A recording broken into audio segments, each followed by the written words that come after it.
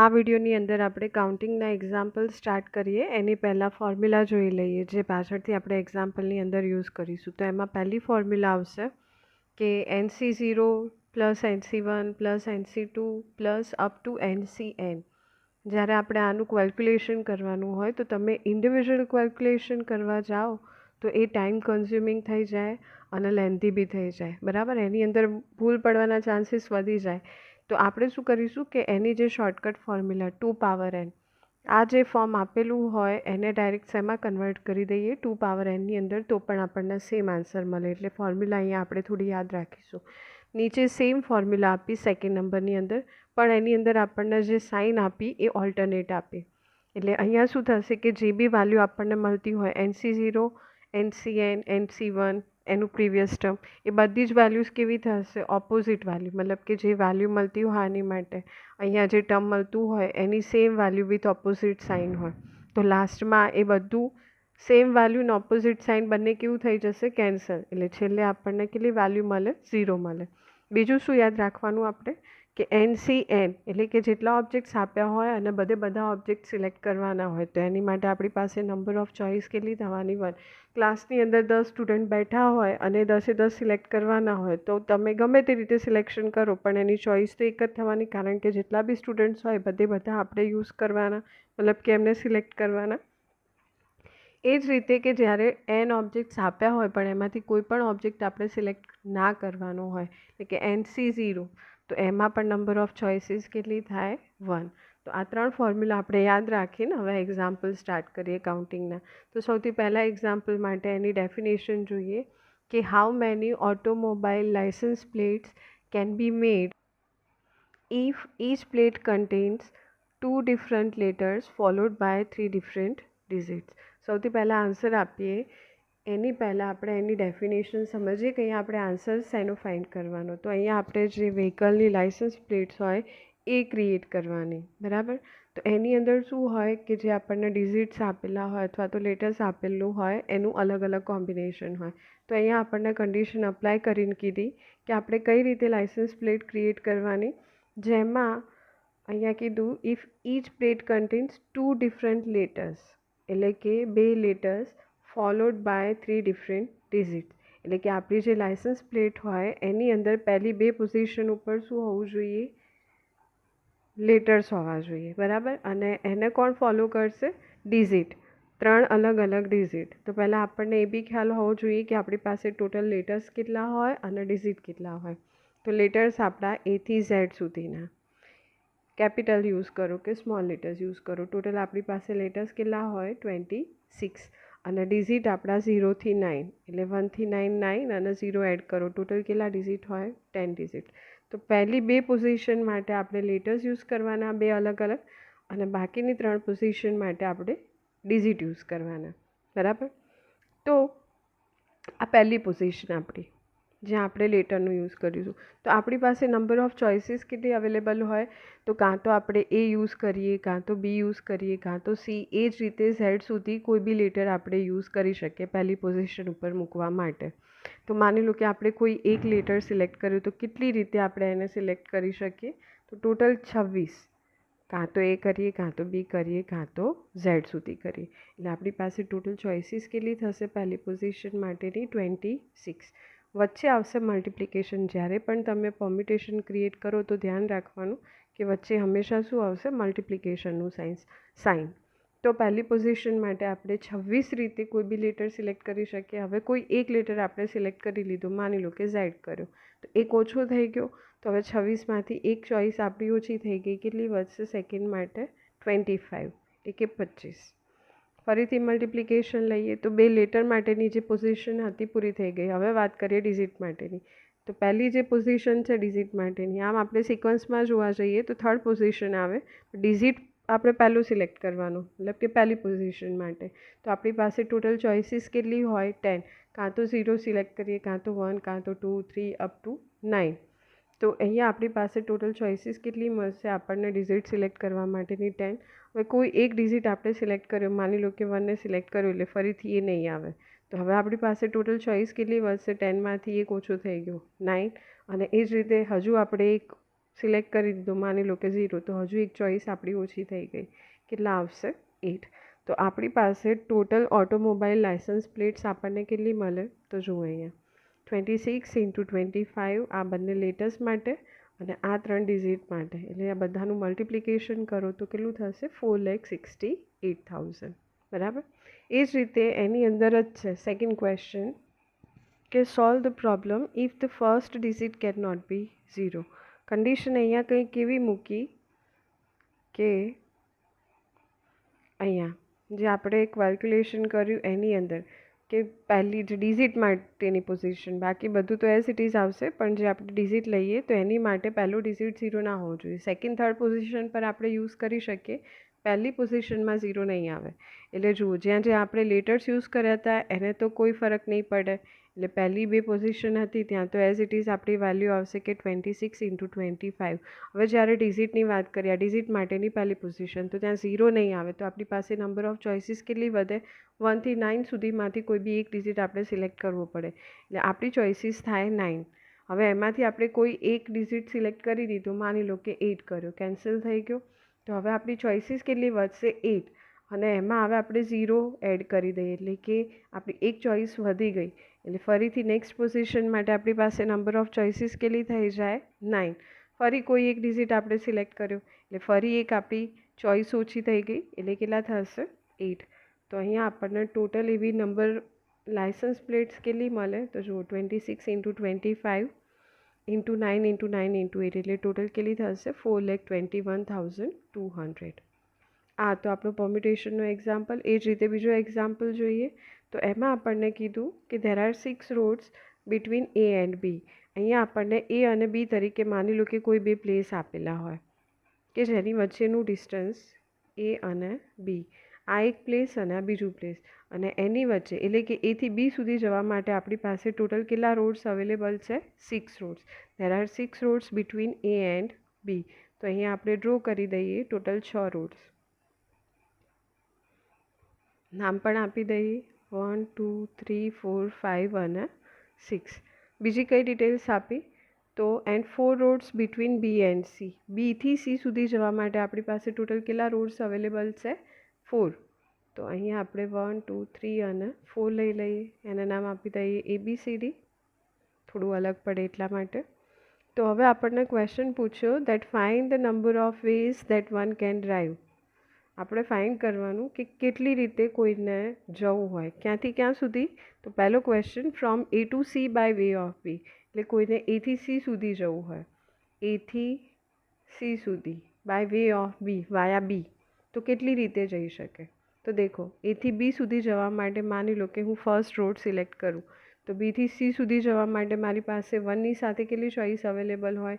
A હોય, 1 સાથે B હોય, 1 સાથે C હોય, 1 સાથે D હોય. આ પહેલાં સાથે 4 ચોઈસ. એ જ રીતે બીજા સાથે ફરીથી 4, ત્રીજા સાથે 4, ચોથા સાથે 4, પાંચમા સાથે 4 ને છઠ્ઠા સાથે 4. એટલે શું થશે? A થી B સુધી જવા માટે ટોટલ નંબર ઓફ ચોઈસીસ 6 થાય અને B થી C સુધી જવા માટેની ટોટલ ચોઈસીસ 4 થાય. તો આપણી પાસે ટોટલ નંબર ઓફ વેઝ કેટલા અવેલેબલ હોય? 24. A થી C સુધી જવા માટેના 6 × 4. બીજો question, round trip from A to C by way of B, એટલે કે હવે આપણે A થી C સુધી તો ગયા, પણ પાછું રિટર્ન આવવું હોય તો એની માટે આપણી પાસે કેટલી ચોઈસીસ અવેલેબલ હોય? તો અહીંથી જવા માટે તો આપણી પાસે કેટલા ચોઈસીસ અવેલેબલ હતી? 6 × 4. હવે રિવર્સમાં આવીએ તો C થી B પાછા આવીએ તો કઈ રીતે થશે? તો C થી B આવીશું તો આપણી પાસે કેટલા રોડ્સ અવેલેબલ હોય? 4.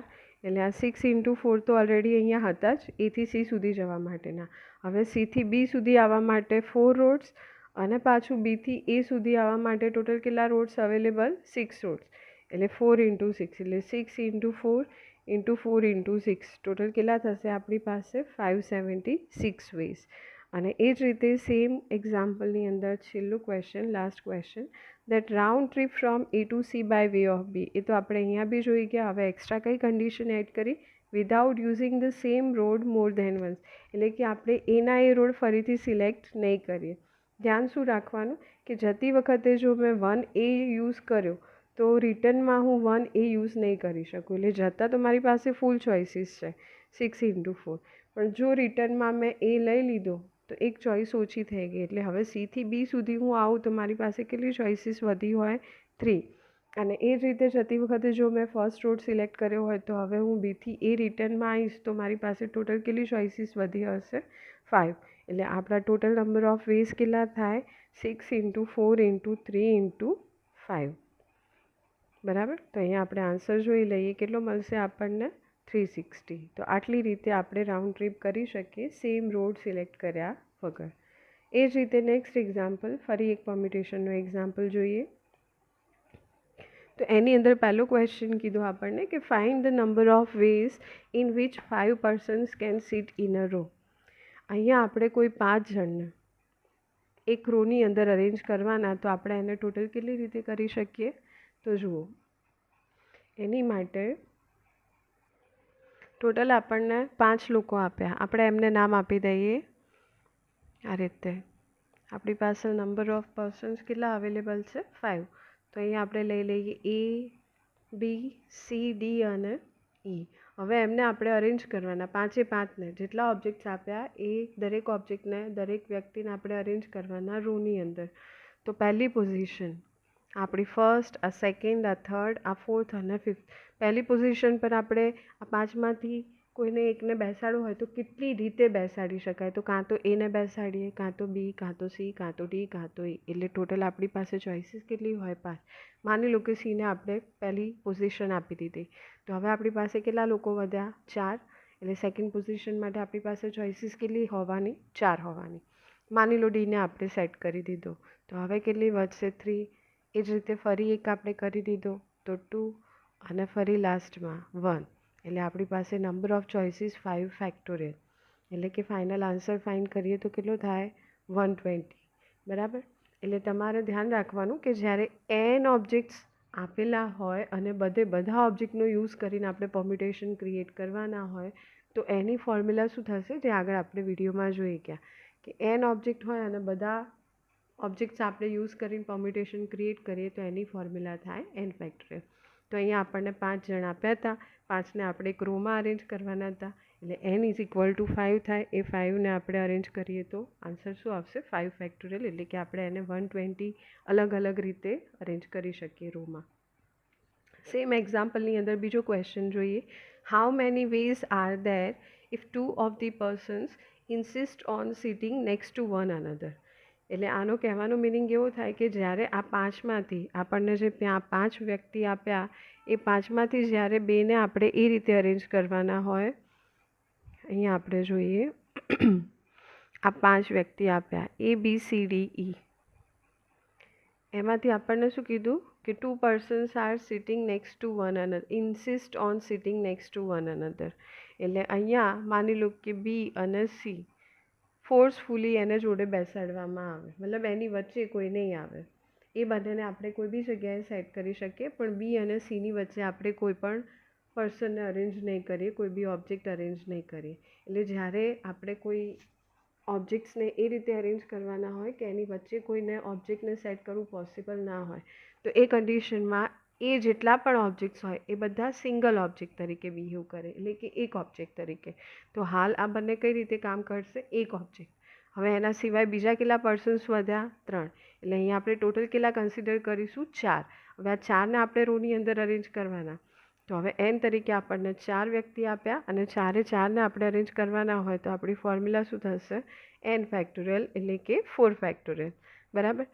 એટલે 4 ફેક્ટોરિયલ. પાછું આ B અને C તો ઇન્ટરનલી અરેન્જ થાય, એટલે કે પહેલાં B બેસે પછી C, કાં તો પહેલાં C પછી B. તો 2 જણ હોય તો એને 2ને ઇન્ટરનલી અરેન્જ કરવા હોય તો બીજા 2 ફેક્ટોરિયલ આપણને અલગથી મળશે.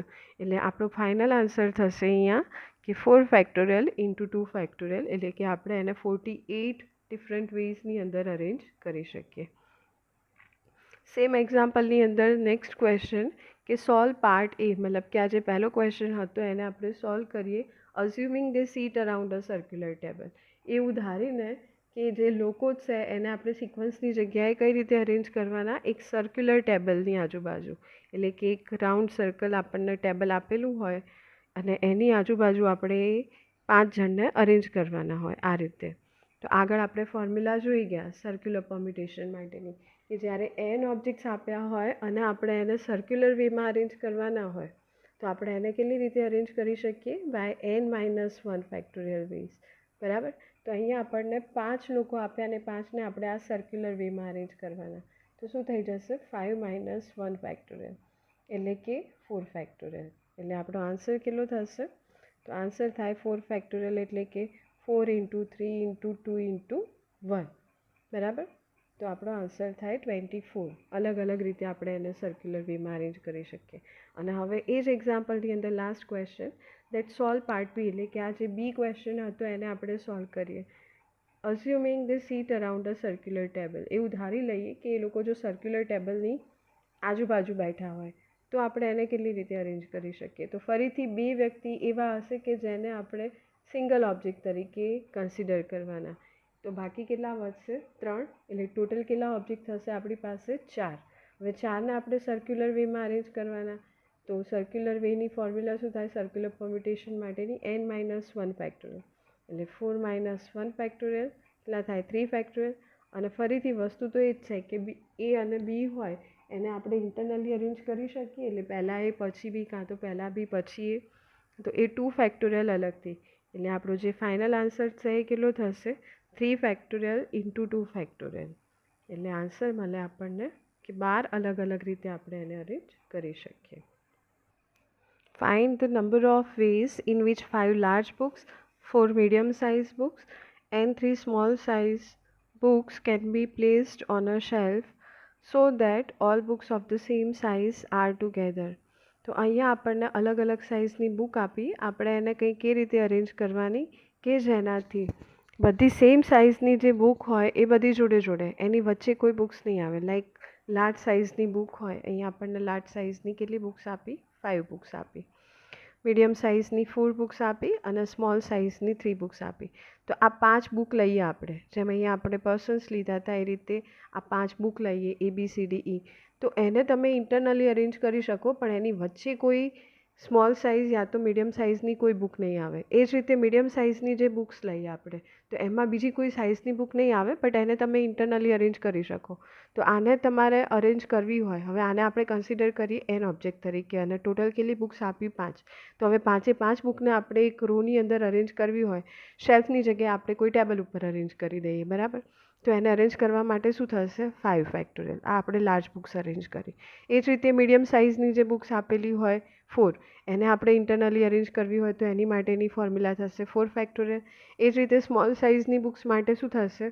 બીજા 3 ફેક્ટોરિયલ. અને લાસ્ટમાં પહેલી બધી લાર્જ બુક્સ, પછી મીડિયમ સાઇઝ, પછી સ્મોલ સાઇઝ, કાં તો પહેલાં બધી સ્મોલ, પછી લાર્જ, પછી મીડિયમ. તો ટોટલ 3 ડિફરન્ટ સાઇઝની બુક્સ આપણને આપી, એને આપણે અરેન્જ કરવી હોય. સેમ સાઇઝની બુક્સ જોડે રહેવાની, પણ આખો જે બંચ હોય એને આપણે અલગ અલગ રીતે અરેન્જ કરીએ. તો 3 અલગ સાઇઝનો આપણને બંચ આપ્યો, તો એને આપણે બીજી કેટલી રીતે અરેન્જ કરી શકીએ? તો બીજા 3 ફેક્ટોરિયલ એની અંદર અલગથી મલ્ટીપ્લાય થાય. એટલે આપણો ફાઇનલ આન્સર શું થાય? 1,03,680. તો આટલી અલગ અલગ રીતે આપણે એને અરેન્જ કરી શકીએ. નેક્સ્ટ એક્ઝામ્પલ છે, જો એની અંદર પહેલો જ ક્વેશ્ચન આપણને કીધું કે find the number of permutation that can be formed from the letters of the word 11. અહીંયા આપણને એક વર્ડ આપ્યો 11 કરીને, આ રીતે. ઓકે. હવે આની અંદરથી બીજા કેટલા પરમ્યુટેશન્સ એટલે કે લેટર્સ આપ્યા હોય તો ઓબ્વિયસલી વર્ડ્સ ક્રિએટ થાય, ભલે મિનિંગફુલ હોય યા મિનિંગલેસ હોય. તો અહીંયા ટોટલ આપણને કેટલા લેટર્સ આપ્યા? 6 લેટર્સ આપ્યા. એટલે આપણા ટોટલ ઓબ્જેક્ટ્સ કેટલા થાય? 6 થાય.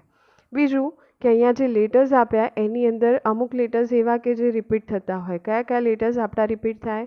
ઈ રિપીટ થાય. બરાબર. કેટલી વખત રિપીટ થાય? 3 વખત. તો આગળ આપણે ફોર્મ્યુલા જોઈ ગયા, પરમ્યુટેશન વિથ રિપીટેશન. તો આમાં આપણી જે નોર્મલ ફોર્મ્યુલા છે પરમ્યુટેશન્સ ક્રિએટ કરવા માટેની, એ યુઝ નહીં થાય. તો કઈ ફોર્મ્યુલા યુઝ થાય?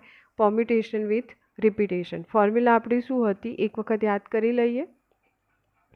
તો ફોર્મ્યુલાની અંદર આપણી પાસે ટોટલ કેટલા ઓબ્જેક્ટ્સ આપેલા હોય? n ઓબ્જેક્ટ્સ આપેલા હોય અને એમાંથી કોઈ ઓબ્જેક્ટ્સ રિપીટ થતા હોય, જેમ કે n1. n1 એટલે first kind of object which is repeated n1 times. એટલે કે કોઈ એવો ઓબ્જેક્ટ કે જે કેટલી વખત રિપીટ થતો હોય, N1 વખત રિપીટ થતો હોય. એ જ રીતે બીજો કોઈ અલગ ઓબ્જેક્ટ કે જે N2 વખત રિપીટ થતો હોય, કોઈ અલગ ઓબ્જેક્ટ કે જે N3 વખત રિપીટ થતો હોય. એવા ટોટલ R ઓબ્જેક્ટ્સ આપ્યા હોય કે જે રિપીટ થતા હોય. તો આપણી પરમ્યુટેશન વિથ રિપીટેશનની ફોર્મ્યુલા હતી કે પરમ્યુટેશન એમાં ટોટલ N ઓબ્જેક્ટ્સ, એમાં જો R ઓબ્જેક્ટ્સ આપણા રિપીટ થતા હોય તો N1, N2 up to NR is equal to N factorial by N1 factorial into N2 factorial into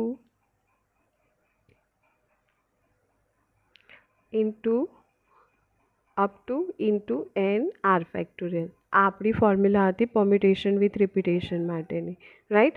તો હવે સેમ ફોર્મ્યુલા અહીંયા આપણે અપ્લાય કરીએ તો શું થશે? કેટલા ઓબ્જેક્ટ, કયા કયા ઓબ્જેક્ટ? ટોટલ ઓબ્જેક્ટ્સ આપ્યા 6, પણ એમાંથી રિપીટ થાય, એના સિવાય બીજો કોઈ લેટર રિપીટ થતો નથી. કેટલી વખત રિપીટ થાય? 3 ટાઈમ્સ. તો એને આપણે N1 તરીકે લઈએ, એટલે કે એટલે આપણો પહેલો એવો ઓબ્જેક્ટ કે જે 3 ટાઈમ્સ રિપીટ થાય, બરાબર. તો એને આપણે ફોર્મ્યુલાની અંદર મૂકીએ તો આપણને પરમ્યુટેશન શું મળશે? તો ટોટલ ઓબ્જેક્ટ્સ આપણા 6, એટલે કે 6 ફેક્ટોરિયલ બાય એક ઓબ્જેક્ટ આપણો રિપીટ થાય 3 વખત, 3 ફેક્ટોરિયલ. માની લો કે બીજો થતો હોય તો મલ્ટીપ્લાય કરીને જેટલી વખત રિપીટ થતો હોય એના ફેક્ટોરિયલ આપણે લેવાના. તો અહીંયા આપણો આન્સર કેટલો મળશે? તો 6 ફેક્ટોરિયલ બાય 3 ફેક્ટોરિયલ. એની ગણતરી આપણે કરીએ તો 120, એટલે કે અલગ અલગ 120 વર્ડ્સ આપણને મળે અહીંયા. સેમ એક્ઝામ્પલમાં બીજો ક્વેશ્ચન આપ્યો કે how many of them begin and and with, એટલે કે કેટલા વર્ડ્સ આપણા થી સ્ટાર્ટ થાય અને થી એન્ડ થાય. તો અહીંયા આપણે જોઈ લઈએ તો દેખો ટોટલ આપણને જે લેટર્સ આપ્યા 6, એક વખત ફરીથી રિપીટ કરીએ એને. તો ELEVEN. એમાં આપણે એ જોવાનું કે શરૂઆત અને એન્ડ એ બંને ક્યાંથી થતી હોય? થી થતી હોય, એટલે કે આપણા 2 લેટર પહેલી અને છેલ્લી પોઝિશન ઉપર ફિક્સ થઈ ગયા. એના સિવાય કેટલા લેટર્સ વધ્યા આપણી પાસે? તો LVEN, જેને આપણે આની વચ્ચે અરેન્જ કરવાના 4 અલગ અલગ પોઝિશન ઉપર. હવે આ 4 લેટર્સ આપણને કેવા મળે? બધા અલગ. પહેલાંમાં આપણે જોયું તો એ વખતે રિપીટ થતું હતું, પણ આમાં આપણા 2 કેન્સલ થઈ ગયા, એટલે હવે બાકી જે 4 લેટર્સ વધ્યા 4 કેવા થશે? અલગ અલગ. અને જો લેટર્સ અલગ અલગ હોય, ઓબ્જેક્ટ્સ અલગ અલગ હોય ને આને આપણે સિક્વન્સમાં અરેન્જ કરવાના હોય બધા ઓબ્જેક્ટ્સને, તો એ આપણે કેટલી રીતે કરી શકીએ? તો N ફેક્ટોરિયલ. તો અહીંયા આપણને ટોટલ ઓબ્જેક્ટ તરીકે આપ્યા 4. તો હવે આ 4ને આપણે આ 4 પોઝિશન ઉપર અરેન્જ કરવા માટે કેટલી રીતે અરેન્જ કરી શકીશું? એને 4 ફેક્ટોરિયલ બેઝથી. તો આપણો આન્સર થાય 4 ફેક્ટોરિયલ, એટલે કે આપણને કેટલા વર્ડ્સ મળે? અલગ અલગ 24. એ જ રીતે નેક્સ્ટ છે આપણો question, how many of them have the 3 E's together. એટલે કે આપણે એવા કેટલા પરમ્યુટેશન્સ, કેટલા વર્ડ્સ ક્રિએટ કરી શકીએ કે જેની અંદર 3 કેવા હોય? જોડે હોય, ટુગેધર. ની વચ્ચે બીજો કોઈ લેટર નહીં આવે.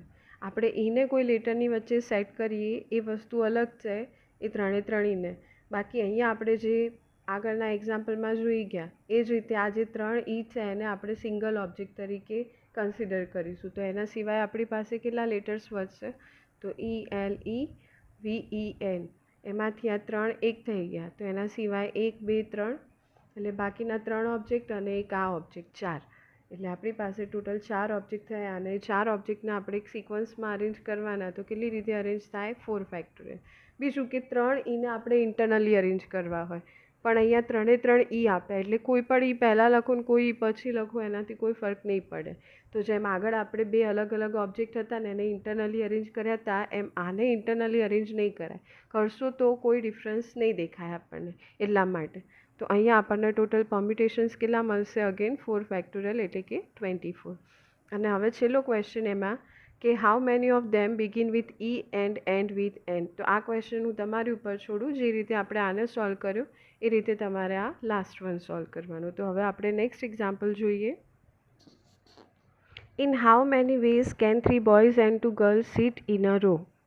એટલે કે આપણે એક રોની અંદર કેટલા 3 બોયઝ અને 2 ગર્લ્સને અરેન્જ કરવા હોય. હાલ આપણને કોઈ કન્ડિશન અપ્લાય કરેલી નથી, મતલબ કે આપણી પાસે ટોટલ કેટલા ઓબ્જેક્ટ્સ થાય? 5 ઓબ્જેક્ટ, જેને આપણે રોની અંદર અરેન્જ કરવાના. તો N ઓબ્જેક્ટ, એટલે કે 5 ઓબ્જેક્ટ આપ્યા, 5 લેવાના હોય તો આપણે એને કેટલી રીતે અરેન્જ કરી શકીએ? બાય 5 ફેક્ટોરિયલ બેઝ, એટલે કે આપણો આન્સર થાય 120. એની અંદર બીજો question, in how many ways can they sit in a row if the boys and the girls are each to sit together. એનો મિનિંગ એવો થાય કે આપણને જે આ 3 બોયઝ આપ્યા, તો 3 બોયઝ આપણે એ બી સી લઈએ તો બોયઝની વચ્ચે ગર્લ્સ નહીં આવે. બોયઝને તમે ઇન્ટરનલી અરેન્જ કરો, જેમ આપણી લાર્જ સાઇઝની બુક, સ્મોલ સાઇઝની, મીડિયમ સાઇઝની આપણે ઇન્ટરનલી અરેન્જ કરી, પણ સેમ સાઇઝની બુક્સની વચ્ચે બીજી કોઈ સાઇઝની બુક આપણે અરેન્જ ના કરી શકીએ. સેમ વે અહીંયા બોયઝને તમે ઇન્ટરનલી અરેન્જ કરો પણ બોયઝની વચ્ચે ગર્લ્સ નહીં આવે. અને એ જ રીતે અહીંયા આપણે ડી અને ઈ તરીકે 2 ગર્લ્સ લીધી તો ગર્લ્સની વચ્ચે બોયઝ નહીં આવે. ગર્લ્સને તમે ઇન્ટરનલી અરેન્જ કરો. પ્લસ કાં તો પહેલાં બધા બોયઝ પછી ગર્લ્સ, કાં તો પહેલાં બધી ગર્લ્સ પછી બોયઝ. તો હવે આપણે એને કેટલી રીતે, તો જો બોયઝને ઇન્ટરનલી અરેન્જ કરવા માટે 3 ફેક્ટોરિયલ, એટલે 3 ઓબ્જેક્ટ આપ્યા તો આપણે એને કેટલી રીતે અરેન્જ કરી શકીએ, બાય 3 ફેક્ટોરિયલ વેઝ. એ જ રીતે ગર્લ્સને અરેન્જ કરવા માટે ઇન્ટરનલી 2 ફેક્ટોરિયલ, અને આ બીજા 2 ફેક્ટોરિયલ એ પહેલાં બોયઝ પછી ગર્લ્સ, કાં તો પહેલાં બધી ગર્લ્સ પછી બોયઝ, એટલે 2 ઓબ્જેક્ટ એ થયા. એને આપણે અરેન્જ કરવા માટે અલગથી 2 ફેક્ટોરિયલ. તો ટોટલ આપણે એને 24 અલગ અલગ રીતે અરેન્જ કરી શકીએ. અને હવે એની અંદર last question, in how many ways can they sit in a row if just the girls are to sit together. એટલે કે ખાલી જે ગર્લ્સ આપેલી છે એ ગર્લ્સને જ આપણે જોડે જોડે બેસાડવાની થાય. બાકી બોયઝને તમે, એટલે કે આ બંને ગર્લ્સને તમે બોયઝની વચ્ચે અરેન્જ કરો, ગર્લ્સની વચ્ચે બોયઝ નહીં આવે. બરાબર. તો આ જે બંને ગર્લ્સ આપી એને આપણે સિંગલ ઓબ્જેક્ટ તરીકે લઈશું. એના સિવાય આપણને બીજા કેટલા ઓબ્જેક્ટ્સ મળશે? 3 અલગ અલગ બોયઝ, એટલે ટોટલ કેટલા ઓબ્જેક્ટ થાય? 4. 4ને આપણે અરેન્જ કરવા હોય રોની અંદર તો કેટલી રીતે થાય? By 4 factorial ways.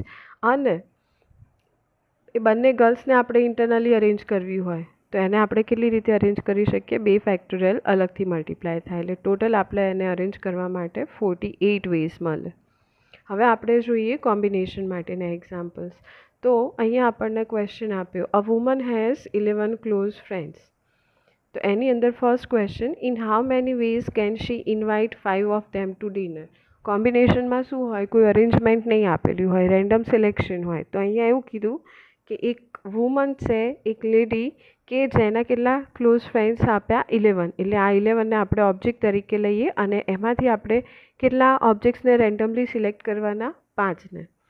તો આનું સિલેક્શન કરવું હોય તો આપણી ફોર્મ્યુલા પ્રમાણે શું થશે? NCR પ્રમાણે 11C5. બરાબર. તો 11C5 ફોર્મ્યુલા પ્રમાણે જઈશું તો n factorial by n minus r factorial into r factorial. અને જો તમારે ફોર્મ્યુલા થ્રુ ના જવું હોય તો શોર્ટકટ પ્રમાણે જે પરમ્યુટેશન્સમાં આપણે જોઈ ગયા એ રીતે કોમ્બિનેશન માટે, કે આ જે આપણને n ઓબ્જેક્ટ્સ આપ્યા એને આપણે કેટલા ટર્મ સુધી રિવર્સમાં મલ્ટીપ્લાય કરવાના? 5 ટર્મ્સ. 5 સુધી નહીં, 5 ટર્મ સુધી. તો આ 11 આપણું first term, 10 second term, 9 third term, 8 fourth અને 7 5 ટર્મ્સ. અને કારણ કે આ કોમ્બિનેશન આપ્યું તો એમાં એના છેદની અંદર જે આરની વેલ્યુ આપેલી હોય એ ફેક્ટોરિયલ આપણે અલગથી લઈશું. પેલી જે ફોર્મ્યુલા હતી પરમ્યુટેશન માટેની, આપણને ખ્યાલ જ છે કોમ્બિનેશનમાં આર ફેક્ટોરિયલ અલગથી ડિવાઈડ થતા હોય પરમ્યુટેશનની ફોર્મ્યુલામાં. સો અહીંયા 5 ફેક્ટોરિયલ અલગથી આપણે અહીંયા ડિવાઈડ કરવા પડે. અને જો તમને આ રીતે શોર્ટકટ ખ્યાલ ના આવે તો આપણી જે નોર્મલ ફોર્મ્યુલા આગળ આપણે જોઈ ગયા એની અંદર બી તમે મૂકશો તો પણ આન્સર તો આપણને કેવો મળશે? સેમ મળશે. બરાબર. હવે એની અંદર બીજો ક્વેશ્ચન પૂછ્યો આપણને કે in how many ways if 2 of the friends are married and will not attend separately. એટલે કે જે 11 ફ્રેન્ડ્સ હતા એમાંથી 2 જણ મેરીડ, મતલબ કે કપલ. 2 શું છે?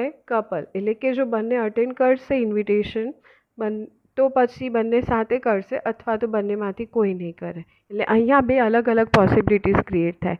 અને જ્યારે કોમ્બિનેશનમાં પોસિબિલિટીઝ આવે તો વચ્ચે આપણે પ્લસ સાઇન યુઝ કરીશું. તો પહેલી પોસિબિલિટી લઈએ કે જ્યારે આપણને ટોટલ આપેલા હોય અહીંયા 11 ક્લોઝ ફ્રેન્ડ્સ આપ્યા, સમજો તમે, અને એમાંથી કોઈ પણ 5ને ઇન્વાઇટ કરવાના છે ડિનર માટે. તો જો એ બંને જણ જે કપલ છે એ બંનેમાંથી બંને આવવાના હોય, ફિક્સ થઈ ગયું કે 2 જણમાંથી બંને તો આવશે જ.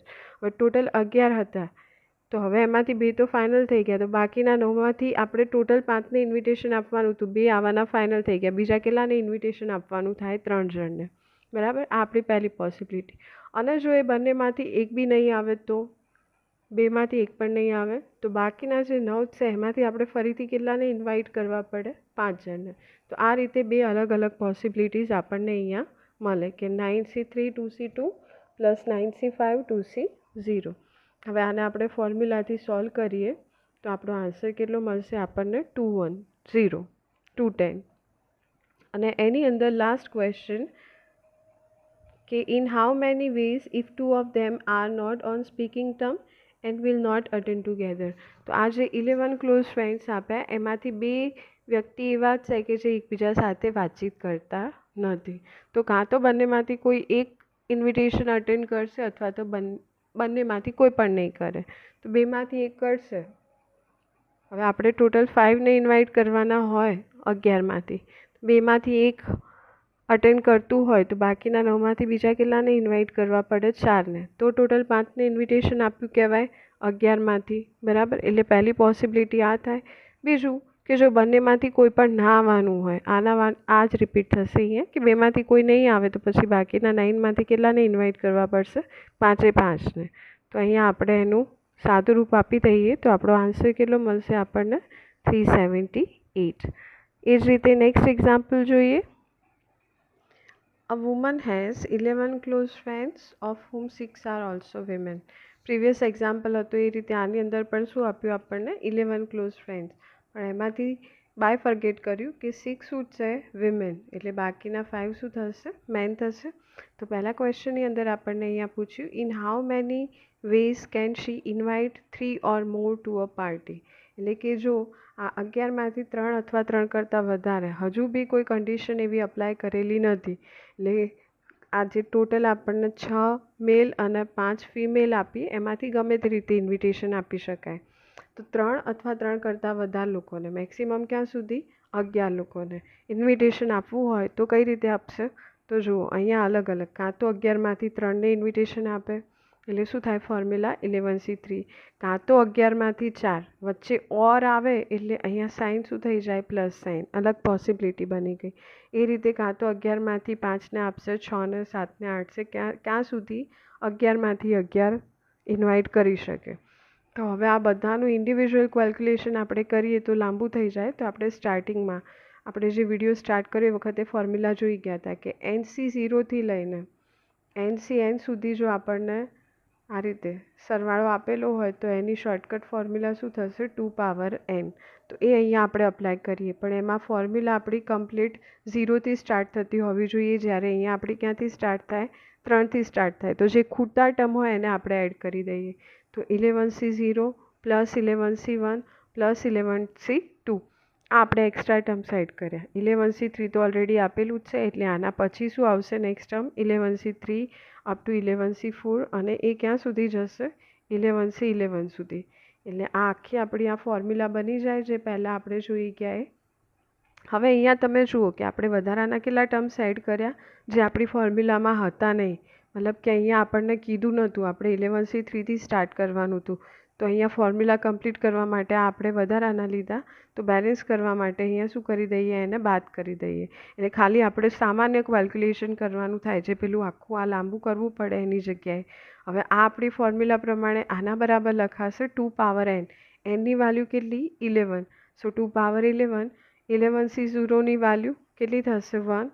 11C1 કેટલા થાય? 11. ફોર્મ્યુલાની અંદર મૂકશો એટલે તમને ખ્યાલ આવશે. અને 11C2 શું થશે? આપણે શોર્ટકટ પ્રમાણે લખ્યું. જો તમને ખ્યાલ આવે તો અદરવાઇઝ તમે ફોર્મ્યુલાથી ફાઇન્ડ કરી શકો. તો આ બધું સાદું રૂપ જ છે. સાદું રૂપ આપીશું તો છેલ્લો આપણો આન્સર કેટલો આવશે? 1981. એટલે કે આટલી અલગ અલગ રીતે આ વુમન એના જે 11 ક્લોઝ ફ્રેન્ડ્સ હોય એને ઇન્વાઇટ કરી શકે. હવે સેમ એક્ઝામ્પલની અંદર આપણે બીજો ક્વેશ્ચન જોઈએ. તો બીજો આપણને આપ્યો કે in how many ways can she invite 3 or more of them to a party. એટલે પહેલાં વાળો રિપીટ થયો. હવે એની અંદર કન્ડિશન કઈ એડ કરી? તો કન્ડિશન અપ્લાય કરી if she wants the same number of men as women including herself. હવે ધ્યાનથી સમજો તમે કે અહીંયા આપણને ઇન્વિટેશન આપવાનું કીધું. માની લો કે હું ઇન્વાઇટ કરતી હોઉં કેટલા લોકોને? 11માંથી 3 અથવા 3 કરતાં વધારે. એમાં પણ અહીંયા આપણને કહી દીધું કે કેટલા મેલ ને કેટલા ફિમેલ. એટલે કે મેન કેટલા આપ્યા? મેન અને વિમેન. વિમેન હતી 6 અને મેન હતા 5. હવે ઇન્વિટેશન એ રીતે આપણે સેટ કરવાનું કે જેમાં નંબર ઓફ મેન અને નંબર ઓફ વિમેન બંને સરખી થવી જોઈએ. Number of main is equal to number of women, અને એમાં એક બીજી એક્સ્ટ્રા કન્ડિશન એડ કરી, ઇન્ક્લુડિંગ હર સેલ્ફ, ઇન્ક્લુડિંગ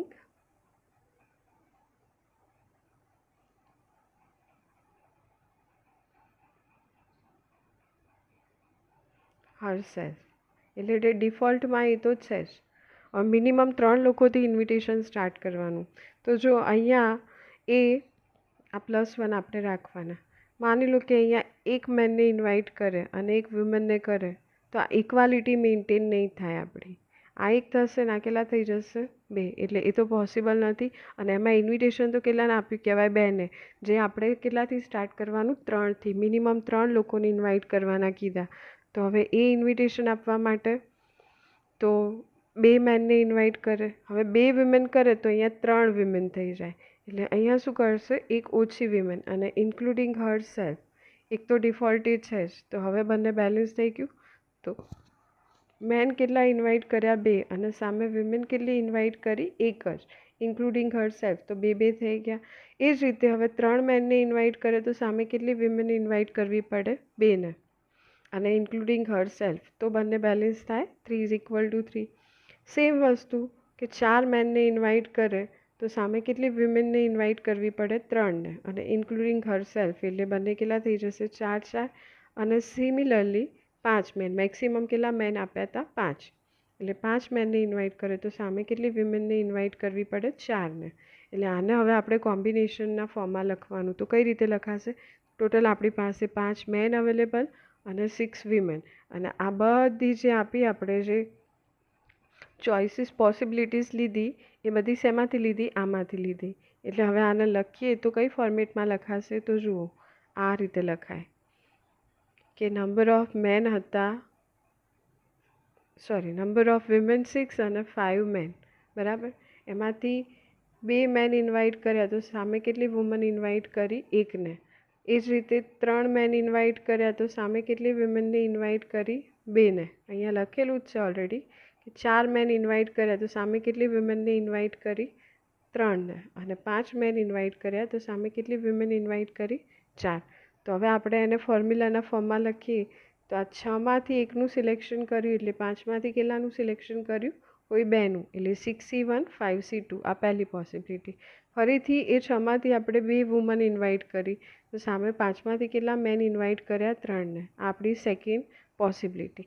એ જ રીતે 6માંથી 3 મેન ઇન્વાઇટ કર્યા અને 6માંથી 3 વિમેન ઇન્વાઇટ કરી, 5માંથી 4 મેન ઇન્વાઇટ કર્યા. એટલે આ થર્ડ પોસિબિલિટી.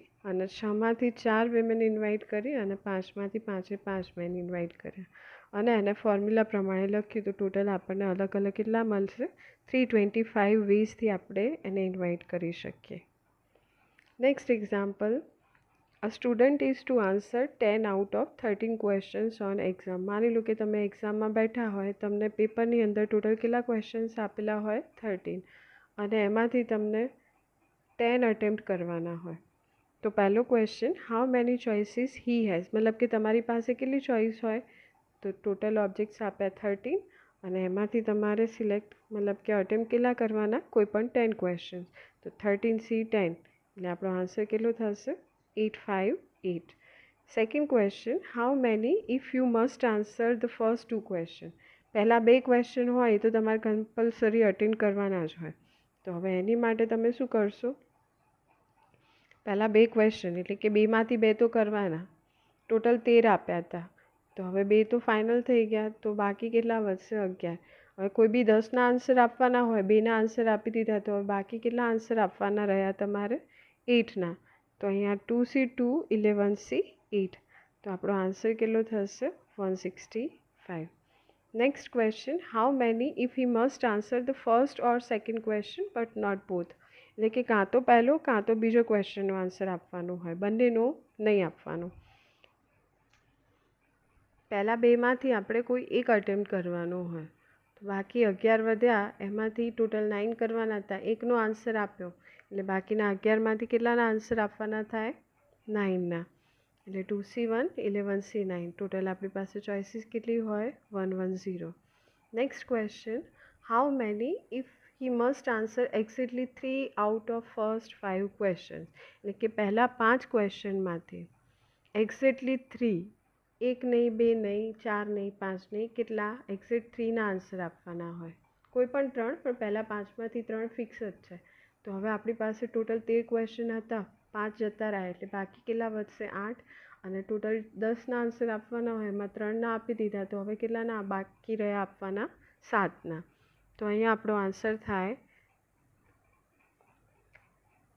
5C3 × 8C7. એટલે આપણે કેટલી રીતે અટેમ્પ્ટ કરી શકીએ એને? ટોટલ 80 અલગ અલગ વેઝથી. અને છેલ્લો ક્વેશ્ચન છે એની અંદર, that how many if he must answer at least 3 of first 5 questions. એટલે કે પહેલાં 5 ક્વેશ્ચનમાંથી ઓછામાં ઓછા 3 ક્વેશ્ચન, એટલે તમે 3ના પણ આન્સર આપી શકો, 4ના પણ આપી શકો અને 5ના બી આપી શકો. તો અહીંયા આપણી ચોઇસીસ કઈ રીતે લખાશે? પોસિબિલિટીઝ. તો જો પહેલાં 5માંથી તમે 3ના આપો આન્સર, તો ટોટલ 13 ક્વેશ્ચન છે, એટલે બાકી 8માંથી તમે કેટલાના આપી શકો? 10 અટેમ્પ્ટ કરવાના થાય, એટલે 7ના આન્સર તમે આપી શકો. જો 5માંથી તમે 4 અટેમ્પ્ટ કરશો, તો બાકીના 8માંથી કેટલા અટેમ્પ્ટ કરવાના થાય? 6. અને જો 5માંથી 5ને અટેમ્પ્ટ કરશો, તો બાકીના 8માંથી કેટલા અટેમ્પ્ટ કરવા પડશે? 5. તો અહીંયા આપણને આન્સર મળશે એનો આ રીતે 276. આ બધું તમારે સાદુરૂપ ફોર્મ્યુલાથી આપવાનું અને છેલ્લે આન્સર ફાઇન્ડ કરવાનું. તો આ હતા આપણા પરમ્યુટેશન અને કોમ્બિનેશનના એક્ઝામ્પલ્સ.